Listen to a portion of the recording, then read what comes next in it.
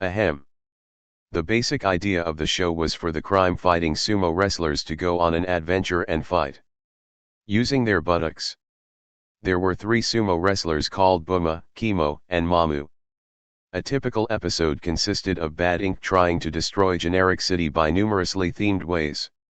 Although almost all of their plans involved giant monsters. The head of Bad Ink, Ms. Mr., usually assigned the in-house mad scientist Stinger to create these evil monsters. At the end of each episode, Ms. Mr. fires Stinger for failing to create an unstoppable monster, although he always appears employed in the next episode and is never actually fired. Every episode contained gratuitous use of the word but. They also may get advice from Prima, who is the sumo's friend and encouraging sidekick, who often follows them and acts the most sensibly. Throughout the whole series, each sumo fights for their own cause. They draw their abilities from a force known as the FAT, standing for peace, honor and truth. Gee, Bob, that sounds oddly familiar. Haven't I seen this show before? I have no idea what you're talking about. Personally, I can only surmise that's because of O'Donnell going for a primarily comedic bent a la the Tick cartoon show. The generic action-ish nature of the Super Duper Sumos is, in theory, supposed to be for laughs.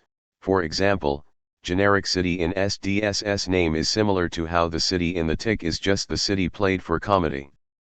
Even the title invokes a sort of TMNT vibe of sorts, though the fact that it came out around 2001, around 5 years since the original TMNT cartoon finished airing, leaves the show in a strange bubble timing-wise. As I said earlier, I really do wonder what O'Donnell was thinking when he pitched the idea of the show to the networks at the time. Why sumo wrestler superheroes of all things? Because fat people and butts are inherently comedic? Because no one had tried to make a sumo superhero show?